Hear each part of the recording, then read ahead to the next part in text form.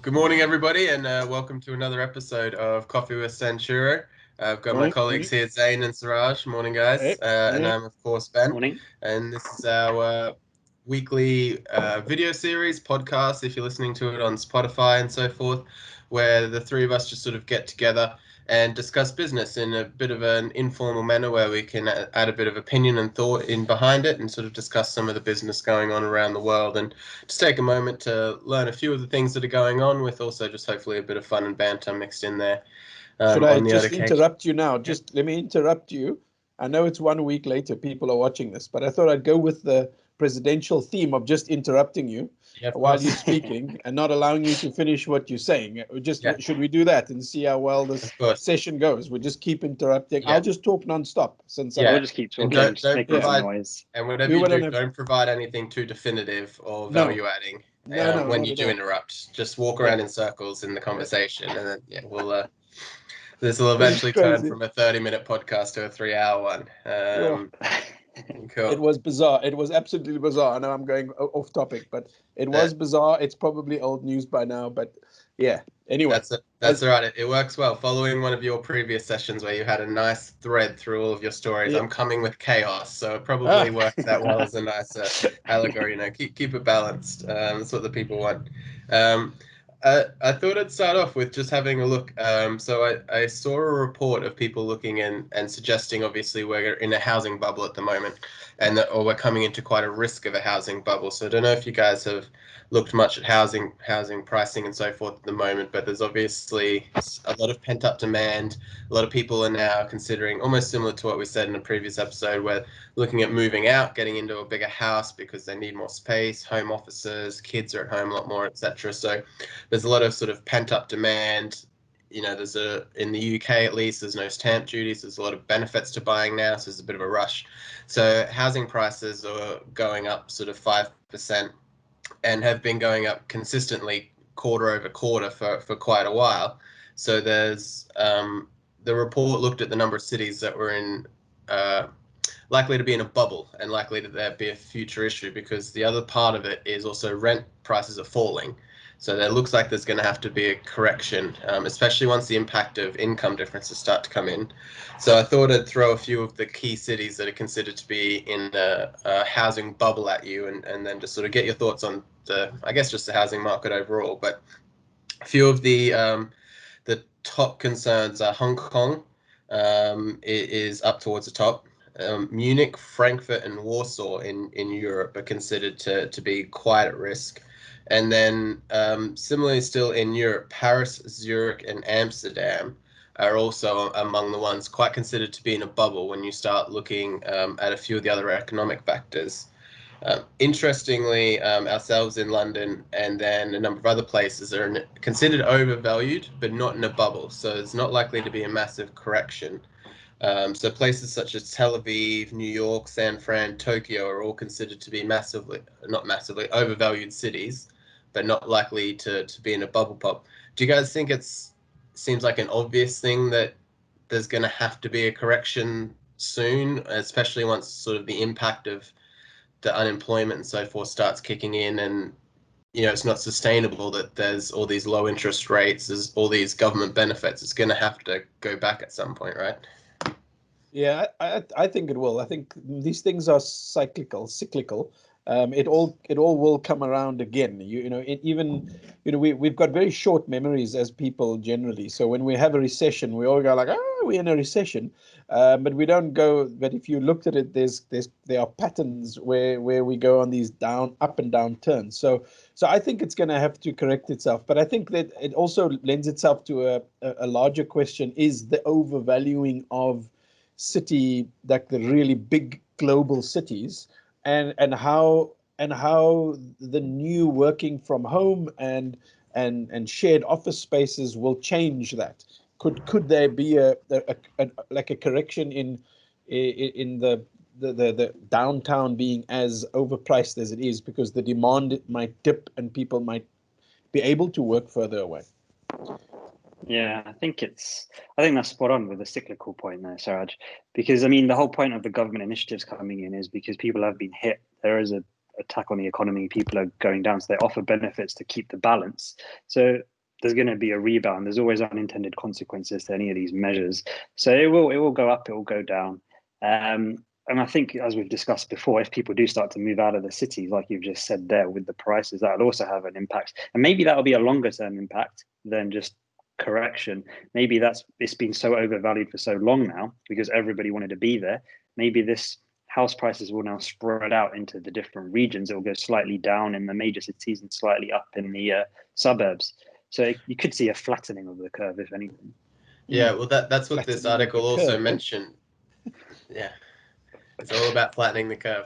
That's what this article also mentioned, though, was because a lot of the rich inner city people are now also moving out because they don't need their city centre lifestyle anymore. It will have an increase in the suburban areas because they'll probably go out and buy nicer houses and bigger properties, and then the money just sort of moves out of the city into these smaller areas. So then their prices start rising, where before probably the economic average of a family there was lower, so then do they start going a bit further out and so forth as well. So there might be a bit of a ripple effect on as the wealth transitions out and out. I often feel that, you know, people make money in polarizing times. I mean, they make money all the time, but if you can time this right, that's the difficulty. But you just kind of have this feeling there's going to be some people that are going to make huge amounts of money, and other people are going to lose their shirts. And that was shirts. I need to. Sometimes no bleeping needed there. No, there's like a pause in the internet. So I think there's going to be so I think there's for people in this, and I do feel where the opportunity is, especially in it's definitely a buyer's market right now, in South Africa, that is. But the problem with a lot of people who can buy is they have to sell their current house. So they're going to lose on their current house and they're going to gain on their new house. It's people that are first-time homeowners that I think are going to actually get the best benefit because they don't have to sell at a loss or sell at a lower margin than they would have hoped. They can just capitalize on the good pricing right now. Yeah, it's a good indication. I have a friend partway through buying a house, and I was almost considering like, there's these benefits, but we're also probably in a bit of a fluctuation up. Is it worth waiting? But I think it's one of those things where you just probably need to jump in, similar to the stock market, just get in and then deal with it almost. So interestingly, part of the other impact of everybody moving out and no one being in the city, and this is again more related to us in London in the UK, but Fuller's, the pub franchise, a lot of venues obviously all around, are saying they're probably going to have to furlough or make redundant about 10% of their staff purely because of working from home, because of the impact it has on city centre pubs where everyone would go for a pint after work. That's about 500 people, and the CEO was putting it down to working from home, and he said even the impact of Boris's recent announcement of, all right, try work from home again, sort of the slight back step on that, he said it's just going to have a massive impact, and there's not going to be anything they can do. At least 10% people in city centre are going to have to be made redundant. They'll try and minimize that, and obviously he said all the correct things around that, but the realistic situation is without the people in the city centre, a lot of these places are just going to have to lose staff because the demand's shifted. Interestingly, yes. Wetherspoons has said the same thing, but because Wetherspoons over here, again, another big franchise, have a lot of airport bars. They're getting 50% cut because there's no one in the bars in the airports anymore, which would be big business. Like going and grabbing a pint before a weekend away and so forth they were always full. So that's going to be a massive hit as well, just the impact of this. Yeah, I think all businesses that kind of revolve around that inner city environment, so the pubs, the dry cleaners, the boutique little cafes, all of these kind of companies, even the larger ones, even the ones like bigger chains that service like worker lunches, they're all really going to suffer a lot from everyone working from home. And I think we've got to a point, I don't know how it is in a lot of other countries, but I read an interesting thing where, so there's rumours there's going to be another lockdown in the UK, and if not a national one, they're coming up with a regional process, but they may have a 2-week circuit break is what they're calling it. So 2 weeks of lockdown, lower the cases, and then deal with it afterwards. But a few commentators have said the government has been so up and down, so back and forward with what they communicate. Go to work, actually go home. Now go back to work. Now come back home. You know, some employers have spent up to £400,000 on making their office spaces COVID secure for workers, and suddenly everyone has to go work from home again, and they're already struggling with, you know, revenue. So I think people are saying Boris just needs to decide: do we want to save lives or do we want to save the economy? If we want to save the economy, we have to kind of do whatever we can to minimize the impact on deaths, but accept that there will be more cases, there will be more illnesses. Or let's just say we're saving lives, it's going to hit the economy, all these businesses are going to suffer. Let's put together, however we can, if it's even possible, I don't know, a package to support all of these businesses for the next however many months. You need to have a direction. Then if you adapt based on how things go, fine. But this is so wishy-washy back and forth. The uncertainty means no one can plan anything. No one knows what's coming in the next month, where to put your resources. So it's all a bit of a mess. It is. I mean, you were talking about those pubs laying people off. Yesterday, Disney announced they're laying off 28,000 people in the United States because of the lack of foot traffic to their parks and things. I mean, it's still hitting, and I think the COVID thing has really become, it's an economic pandemic more than anything else, and it really is. The only difficulty is like, if they're acceptable losses, whose losses are they going to be? Your family, my family? That's where it really becomes a question of this. It is a tough one. I think I wouldn't want to be in their position to have to make those calls, I must admit. No, I think especially in such an almost PC world as well, because obviously when you start talking about going to wars and stuff, acceptable losses become part of it, and it's for the greater good and all sorts of things. But now in this world, like it does become, you can almost about the individual as well, because everyone has such a voice. Cool. I guess on a slight just on working from home, and I think this came out a few weeks ago, but I thought it was quite interesting because I saw it on LinkedIn and a few people sort of praising it as, you know, almost about time someone said the opposite of what everyone's saying about working from home and how great it is. But the CEO of Netflix, there's just a small quote from a large interview that he did, was quoted saying that working from home is purely a negative. So they said, have you seen benefits from people working from home? And I'm quoting the interviewer here, and he just said, no, I don't see any benefits. Not being able to get people together in person, particularly international, is a pure negative. I've been super impressed with people's sacrifices. It's anticipated many companies will shift to working from home approach for employees even after this. What do you think? He said, if I had to guess, the 5-day work week will become 4 days in the office, 1 day from home. I bet that's where a lot of companies will end up. Do you have a date in mind for when your workforce will return to the office? He said 12 hours after a vaccine is approved. We're back. So I thought that was interesting, and that, you know, it's almost to the other point of, you know, we've got to adapt. We've got to have a plan in place, like Zane said, of, all right, if this is going to be the way, this is it. But I guess there's also that point of, at some point, will people start coming back? So do you plan for that? How do you plan? You know, you're talking about like city center caterers and so forth. Like, if all the workforce came back eventually, slowly over time, then the people who will make the money in this polarizing time, as Siraj almost said, will be the caterers who are able to stick around or plan for it. Because then once people back in their offices and they need it, if there's a reduced number of options, then they're just going to have to go to a few players that manage to get through, right? So I guess this is where the risk of being an entrepreneur and a business owner comes in, of a few players that manage to get almost that moonshot, make that gamble on that one path. And you see the success stories of who picked the right path. You don't hear as many of the ones who picked the wrong path. But what do you guys think in terms of, I mean, Netflix is obviously a massive global brand, being one of the few people to say, no, don't like working from home. We're going back as soon as we can. Yeah, I must admit, I think we've mentioned it a few times in previous episodes, where I think there's efficiency, but there's the spark and the collaboration that you miss from being in an office. There's definitely something to be said for that.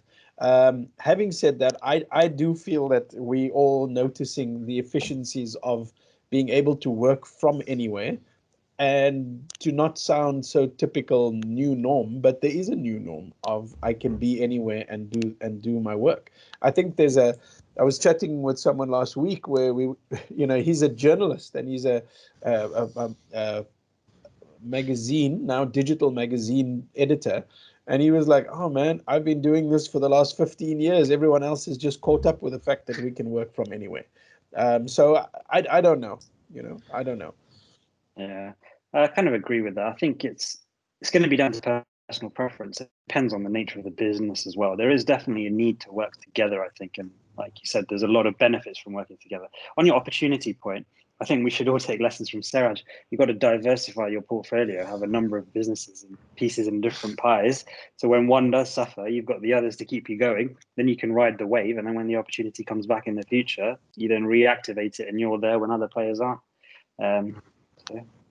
I mean, just so we know, Netflix's share price went from in the last 6 months from $364 to $500. And I think they probably, I know that I never had Netflix before lockdown, and then I thought, I might as well get Netflix. I'm going to be locked down. So I think he's benefiting in some ways. Oh yeah, yeah. They're benefiting from the customer, I guess.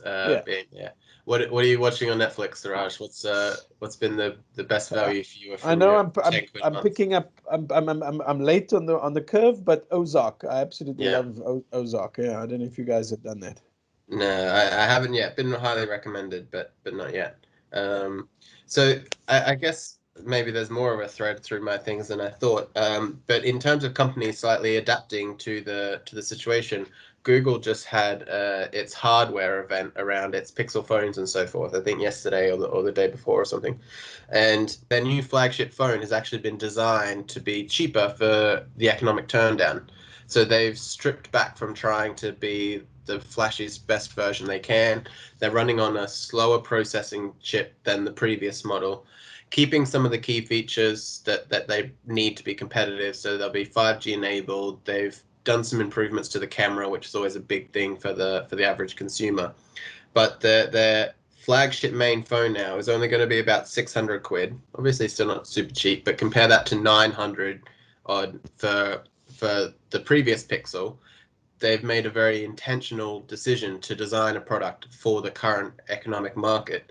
Do you think that's maybe the right way to go, or is that, I guess there's not a huge amount of pivot you can do in the phone business, but do you think that's going to make sense? Do you think it'll be more attractive to get a cheaper phone for less, or do you think people will still want to fork out the bit more to get the higher bit of technology? I think it's a good way to go. I'd say we'll let the Apple man speak first. Sorry, just I'll Yeah, because Apple products are so expensive. Even the iPhone, every time a new one comes out, you're looking at minimum $1,000, which is just ridiculous for a phone. So I think in the current economic climate, a lot of people are saying, I think the new iPhone, the iPhone 12, the release was delayed. They might have, I can't remember the reasons why. I didn't really look into it. It's probably due to there's going to be less demand because people are thinking we need to save more. We need to be careful with how we spend our money. So if you do drop the price, if Google have knocked it down to 600, they're thinking, okay, Apple aren't releasing their product. Some people might have been home for ages thinking we need something to spice things up. Let's get a new phone. Okay, it's a reasonable price. I can deal with that rather than $1,000. So maybe there is some merit in it. Maybe they'll capture that market share and get more people to use a Google phone. Yeah, I think phones are such a weird one because is it a luxury brand? Do you consider a phone a luxury or an essential, right? Because I think, and it's the age old the wristwatch. The guy who wears an expensive wristwatch never covers it up, right? It's always visible because you got to see it. And it's the same thing with your new cell phone. You'd never tuck your new cell phone away somewhere. You'll put it on the desk. It becomes the status symbol. But I do so therefore I'm trying to think on cell phones being a luxury item versus an essential, and how that impacts people's when it comes down to a spend. But I think there's always a way to justify a new piece of technology. It's kind of, I'm at home, I can't go out, I need to have the best technology, and and there you go. You can do that. And I want to ask you a question. How successful is Pixel, the Google Pixel phone anyway? Are they breaking ground with Apple and Samsung and Yeah, Huawei? my exact knowledge of it's maybe slightly dated, but I know Pixel 2, I believe it was meant to be like a level of groundbreaking just in terms of its value and its capability.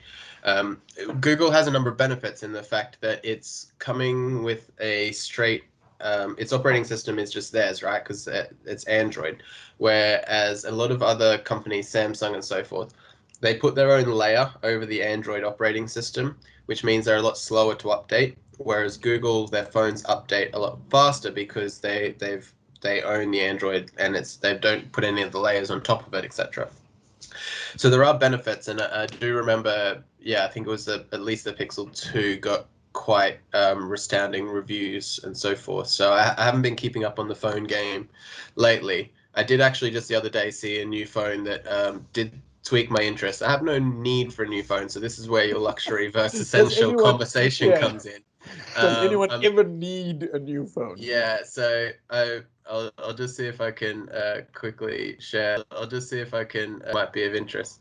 So I would say it's an essential in the sense of when my previous phone broke, I had to go back to, I think I had an iPhone 4 or something that was literally just laying in a box, and I had to wait for a repair or a new phone to turn up, so I chucked the SIM in that just so I could text and call people.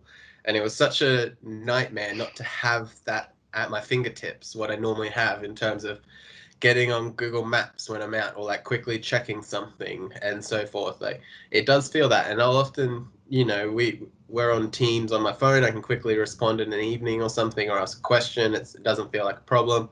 I can quickly check my email while I'm on the bus or the train or walking around or so forth. So I think there's a level of essential to it, and then there's also a level of luxury in terms of what you spend. So this is the new one I wanted, so that this is one phone, but it slides out and you get a second display there that goes.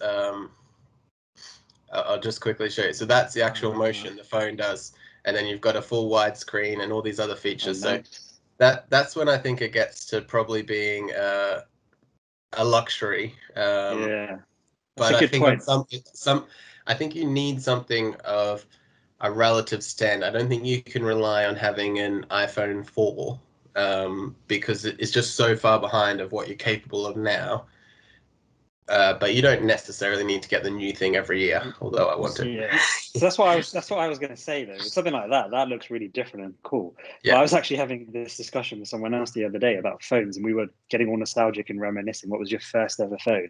And if you look at phones now, they all look pretty much the same. It's just a rectangle or a block with a screen. So whether it's the iPhone or Samsung or whatever. So even though everyone thinks, I want to get the new one, it's really cool. How different are they really? Yes, the operating system's quicker, the camera's slightly better, but realistically, there's not that much different. Whereas when I was a kid, or teenager at school, you had like all the different Nokias, the sleek ones. You had flip phones, you had different colors, different things. Sony Ericsson, There's so many different brands. Everyone at school had a different phone. You'd be like, whoa. Whereas now they all just look the same.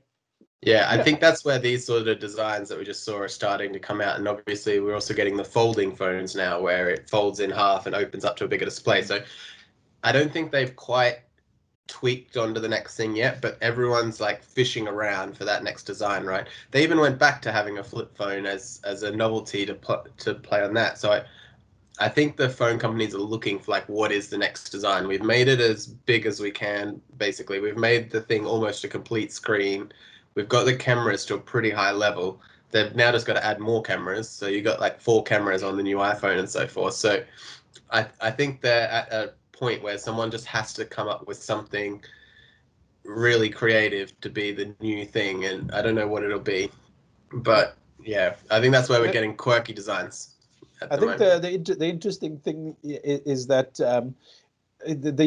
the amount of people that are searching, I mean, the stats, and I was trying to see how much, if I can pull up some stats as we're going along, because we, unlike Donald Trump, we like to fact check while we're going. But I mean, I want you to see how, but I do know, and I'm going to be like Donald Trump, that most of the people are searching on their phones. So the social media consumption is much higher on phone versus computer. Even viewing of Netflix and all of those things. So the whole horizontal thing makes a lot of sense, because you do want to be able to be horizontal and still type as you're going along. So I think that's quite interesting. And then where I did manage to get some live stats, and it's from a stat counter, global stats, from the market share. Apple, any guess on their market share on mobile in the North America? I've only got pulled up North America. I don't think they're dominant anymore, are they? They're 40%. So it's 53% Apple, and this is as of September 2020. Samsung at 26%. Motorola, which surprises me, at 4.4, ahead of LG and ahead of Huawei. Google is at 2.2%. So that's just the in the US, the global stats when it comes to mobile phones. Yeah, I wonder if one of the new designs, and I think people have done it before, but is a child-focused phone. I know people have done ones from like your phone can just ring off this, your kid, sorry, can just ring off this or text you or stuff, just from almost let them go over their friend's house with it kind of use. But we've obviously also looked at like, and I think part of one of the reasons phone searches are so high, right, is how many people have a laptop per person in their house or a computer per person in their house. So you're in a family of 4 or 5, everyone's probably in their individual room searching on their phone rather than all trying to be on a laptop at the same place at the table and so forth. And we're discussing previously, like, a problem at the moment with remote learning is families with a few kids probably don't have a laptop per kid, so they can't all be in class. And I've got teacher friends who have said that. It's like they can't hold the kids accountable. That might not be the right word, but like they can't be too strict on the kids because they might not be showing up to class because their brother is showing up to his class on the only laptop they have. So maybe there's an iPad version or a phone for kids out there, and that's a new design and market to tap into that just allows them for school learnings. Maybe schools could provide it or something. As a father of someone who had to go through that, as long as the computer doesn't allow them to chat, because you kind of put them in front of there, and they're in Zoom and they're in class supposedly, but they're busy chatting with their friends on the side, you know. Good old MSN. If they're actually sitting in class, the teacher can see them like, hey, you guys are talking. Now they're just going around there chatting to each other, man. It's pretty bad. Yeah, I'm not chatting, just exactly. I'm just doing my work. Stretching my arms out. Gone are the days where you used to have to quickly be able to alt tab when the teacher came around to look over your shoulder, and you switch back to the work. I just have one more thing, which I guess it again does sort of slightly tie. I saw a couple of interesting pivots, I guess we could look. So I was trying to look for some positive and interesting things to discuss as well. So I saw one, Open Table, the restaurant reservation company based in the US, but then obviously quite company they've started working with grocery stores. I believe in the US, maybe a larger place, but to allow you to reserve a grocery time slot. So the same way you'd reserve a table, I guess, in a restaurant, so that they could control the social distancing and so forth. So the grocery store can sign up to then build in slots and then just let people reserve them, and then to stop the queuing and to have better social distancing and control who's in the store.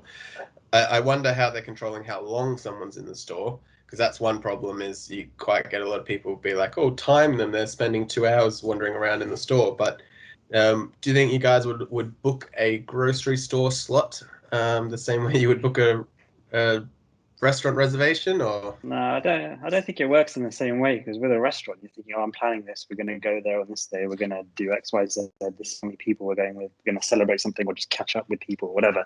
Whereas with the grocery store, oh, I've run out of eggs, okay, I need to get some stuff, I should get this and this. Oh, there's no slots for another 10 days, what am I going to do?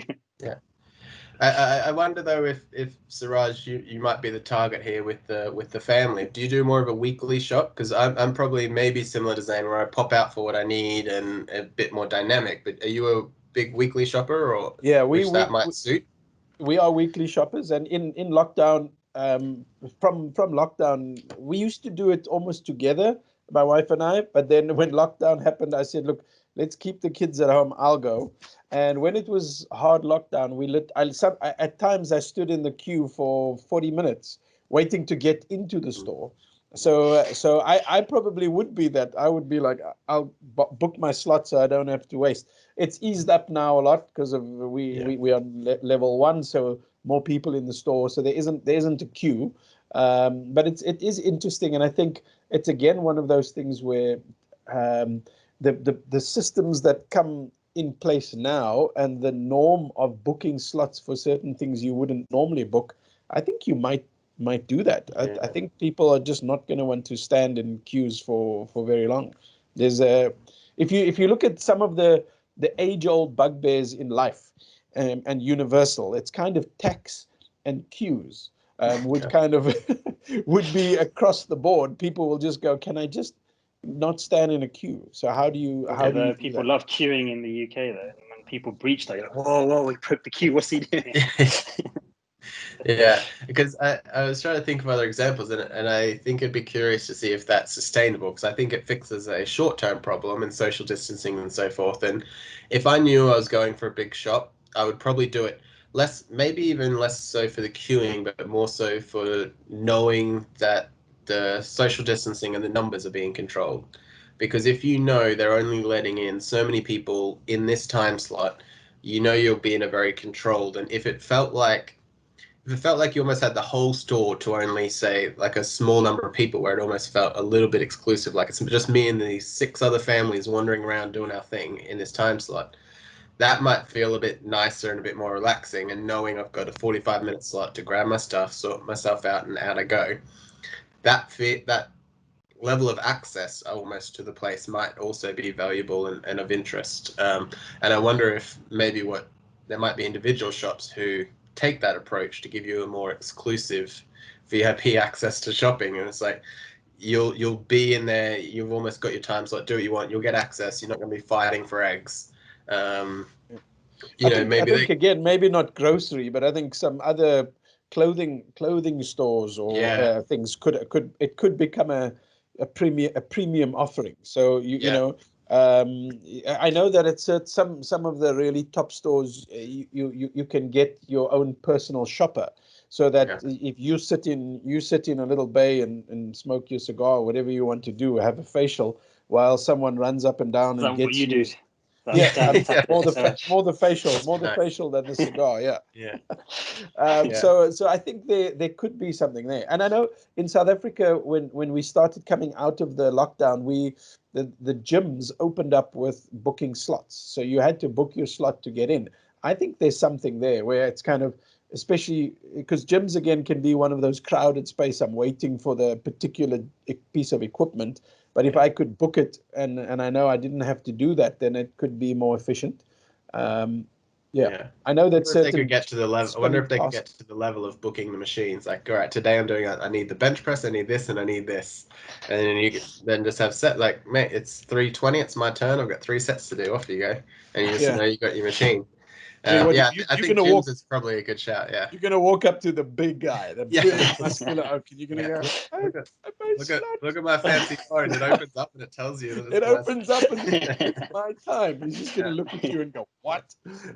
So the only other one I had, and it slightly ties into the clothing thing as well, is I saw it was a Chinese jewelry brand, and they're obviously predominantly store based and so forth. And the way they sort of pivoted was to start live streaming with their salespeople and selling their inventory and stuff. And they turned it into a fairly high commission basis. So they set up a little platform in WeChat quite quickly, and each individual salesperson can set up their own live stream and kind of I can't remember what they called it, but they called it like 1,000 people, 1,000 stores, or something like that.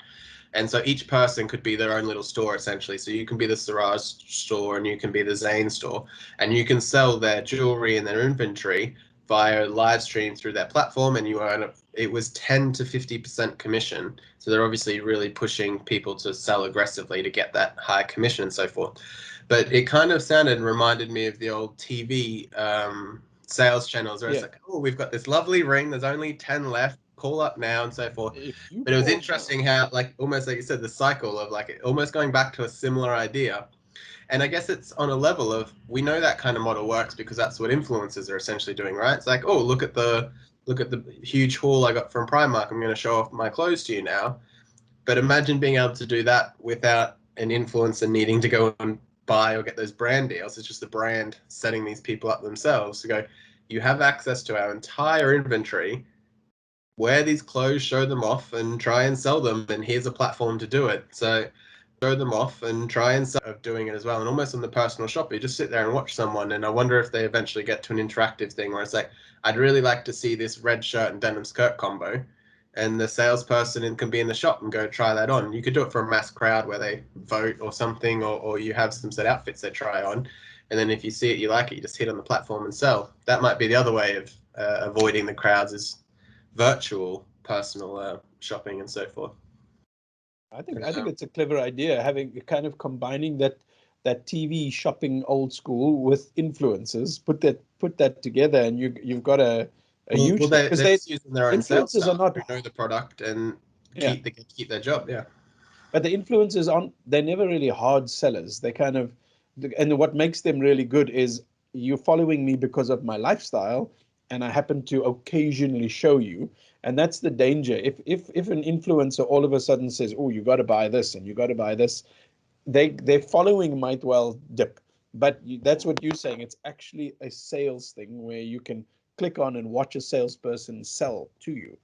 Yeah, I guess it depends on your appetite to watch something like that. So I mean, I feel like I don't really know much about the industry, but I feel like telesales dropped when online shopping became a thing. So when people were selling on TV, it's because you either go to a shop or you watch on TV, what can I get? It's a good deal.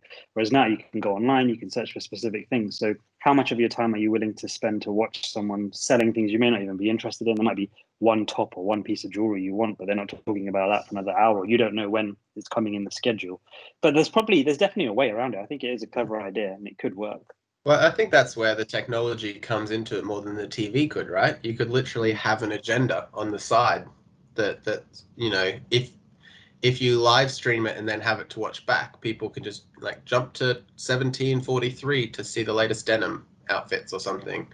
I think it would be interesting as a person who doesn't love shopping, but obviously need to get outfits. So if I saw someone, and the thing is, you could have different salespeople of different sizes as well. So that would be another way to follow it, is to go, I'll just follow this guy's about my size. I'll watch a few of his different outfits, and there's a casual look, there's a formal look, there's a new winter look. All right, I'll grab that outfit, boom, have it sent to my door. That's a good look, a good combination. I'd be interested in that just to speed it up, so I don't have to go to the shops and book a slot or anything. Yeah. Don't you think where it really comes in, and I think you can do it in some places. I don't know, but product placement within entertainment has been a thing for a while, right? So in the program you're watching, the car pulls up and you'd see the full car, and then the badge comes there, and it's just going to casually eat my Pringles right now. but you know that those guys paid for that slot. But I still believe, and maybe it's already happening, and I think because they've been talking about it for a while, but whatever you're seeing on screen, to be able to search while you're watching and buy it. So if you're watching a program and you like what the actress is wearing, they should pop something, click on it, oh, I want that, buy it. Yeah, well, they're that way with still image. So obviously on Instagram, you just tap and people can tag their outfits. And one of the most recent updates for Instagram was then being able to directly buy via the platform. So previously, if I was trying to sell you this shirt, I was like, I could tag it as TM Lewis, but then I'd have to put a link in the bio, or you'd have to go off Instagram to go and buy it and to look for it. Whereas now they're starting to go, you can just buy this shirt via their Instagram platform. So they're becoming a bit of a marketplace as well, right? Which then just, reduces that friction of just going, oh, I like what he's, so they don't even have to sell you at that point, to what you were saying, Suraj, of like, I'll just make a video in my nice outfit, hope a lot of people, even if 1% of them go, oh, that's a cool shirt, or those are cool sneakers, tap, boom, buy, you've got some Air Jordans on the way. And they're earning, it's trackable, and they're earning commission off it as well. So yeah, I think it's going to be interesting to see the different ways people can adapt. There's definitely some startups doing that whole video tech as well. So when you watch someone on YouTube, you can just say, oh, I like that, click it, and as long as it's been put into the system, you can buy it there as well. So same thing as Instagram. Yeah, I've often thought what might be interesting for stores to do is to, and I think they do it in some ways, is to just try and enable influencers. So it's like, come down to the Nike store, we have a studio set up, we've got the camera and the film stuff there, you just come and try on the outfits, and then we'll send you all the photos and everything, and it's just part of the experience. So the Nike store becomes, as much as trying on shoes, there's also an area or to go and try on outfits and get you copies or make your little video. And I think a lot of them have started adding like very visual displays and so forth, so people feel like they want to encourage people, like very Instagrammable stores and so forth. But I wonder if they then start encouraging, so like the China store that's getting their salespeople to live stream, they set up a platform where it becomes very easy. Plug your phone in, hit your live stream, off you go, you're on your channel, and oh, I'm in the Nike store today, guys, and with a lovely background and trying on these outfits. And then they just, and then someone's there to help you set up an affiliate program and to connect it and to make sure you get your commission if it sells and so forth. So maybe that's the other way of building a marketing into your store. And I think stores need to become an experience rather than just a pure sales thing. Maybe that's another part of it. Cool. Well, I think that'll probably wrap us up for time, guys. I think we've done well there. So I guess thank you very much, everyone, for listening, for us having a bit of a business chat. We're here every week doing this, so please join in, both on Spotify, but if you want to see our lovely faces, if you're on the podcast at the moment, come over to YouTube and so forth. We're everywhere. We're always happy to get recommendations on topics and speakers and so forth. We've got a few coming up in the future, which should be quite interesting, but please feel free to reach out or give us any feedback. We're happy to take improvements to the show and so forth as well. But thanks everybody so much for listening and having a coffee with us. And we look forward to talking business with you next week. Cheers, guys. Thanks. Bye. Cheers. Bye.